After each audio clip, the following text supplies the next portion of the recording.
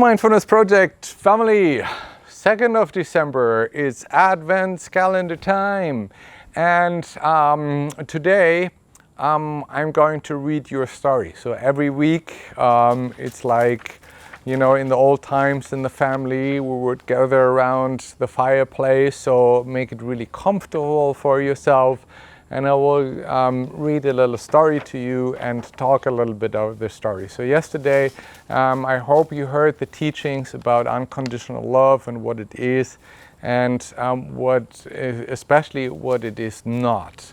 And for an inspiration, because it's Christmas, I would like to read the following story to you. The story is called Surgery. And when a surgeon operated a little girl, complications started to arise. She lost a lot of blood and was in need of blood transfusion. However, she had blood type 0, which wasn't available in the hospital. The surgeon therefore asked the girl's little brother, who was an O type as well, if they could draw blood from him. He explained that it was incredibly important, or as he said, a matter of life and death. The young boy, seemingly afraid, sat a couple of moments in silence until he finally agreed.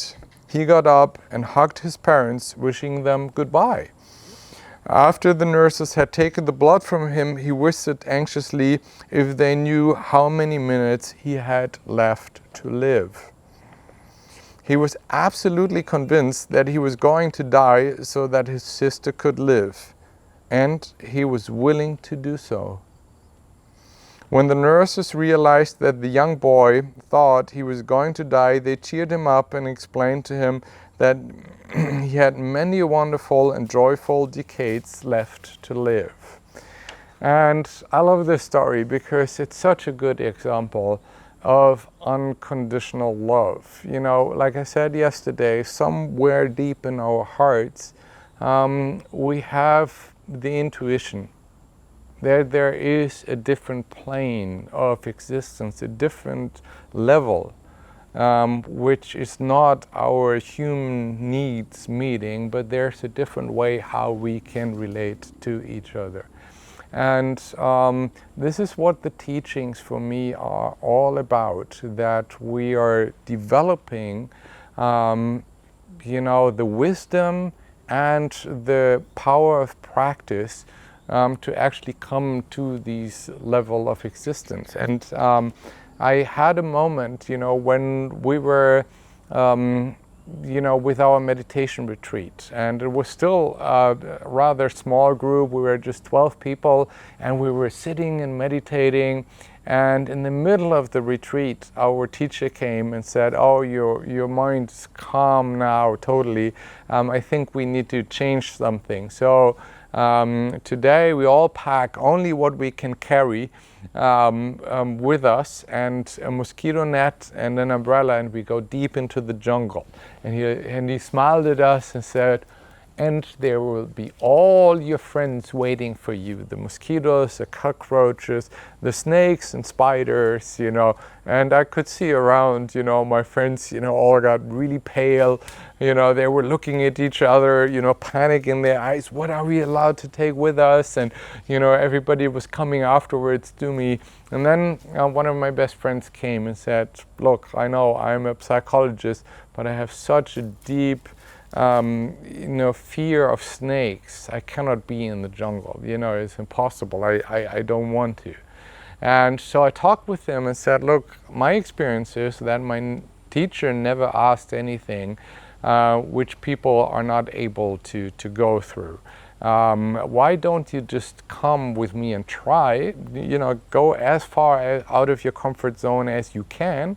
And, you know, there will be cars there. I promise you, will bring you out of the jungle if you really have the feeling I cannot." So, and then we were walking, you know, bare feet for quite a long time, many hours into the jungle.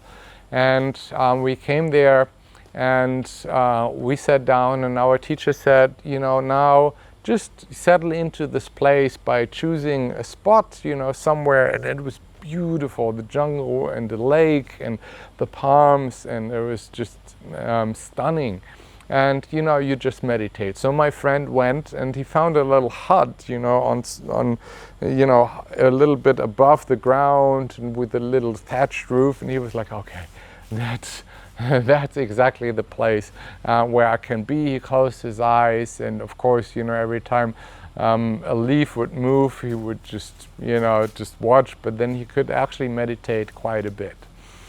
And then, after an hour or something, he got, a little bit tired from sitting, so he just relaxed and he lay down on this little, hut thing, and he looked up, and then he saw that through the thatched roof, a green snake was, going its path.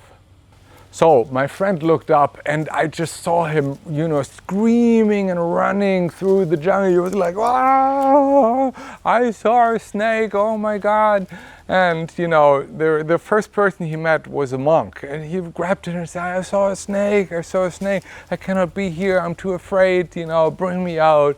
And the monk just looked at him and smiled, and then he said, "Oh, don't worry, be happy," and he walked off. And my friend was just like, "What was that? What is going on?" And he just, just relaxed for a moment and said, "Maybe that's a good idea. Just don't worry, be happy." So he continued and couldn't make it to the night. And then we were supposed to sleep in this umbrella with a mosquito net, and just on the floor was just a bamboo mat, and the mosquito net he just really carefully put under it. And then he was sitting with a torch, in his little sleeping apartment, and he was just looking at everything, and he was really paranoid. And then the monk, who he had met when he was so much in panic, showed up, and he just rolled out a bamboo mat in front of his mosquito net and looked at him with so much love and was saying, "Okay, I'm going to sleep here. When a snake comes, it will bite me, not you. I will die before you die. So just sleep. Good night." And he just lay there without a mosquito net or anything. And my friend looked at this scene, and he was just overwhelmed with love and joy. And he said suddenly he felt so safe, and it was such an incredible moment in his life where he realized, wait a second, this man means what he says. It's dangerous to sleep in the jungle without any protection, and he just meant it. Before you die, I die. And that was the moment, he said, where he, for the first time in his life, really felt and experienced unconditional love. And I think this is what our heart is yearning for. And I think our heart is so much in need of, realizing the truth. And, I think everything what we do is actually trying to come back to that state which is our original nature. I believe when children are born that we are still in this mind state of unity. We are not in separation. We cannot distinguish myself from my mother. And we start, over time, we start to learn it, so we fall out of this state of wisdom and unity. And I think everything what we do is trying to get back to this comfort place of real truth. And I think for some people like me, when I dance, my mind completely shuts off, and I'm just music. I'm just dancing. When I'm listening to music or I make music, I'm just that, and I'm not separate from the people who listen to the music. And there is these, sexuality can be like this experience of deep union. I mean, for some people, experiencing drugs can be that, coming back to that union.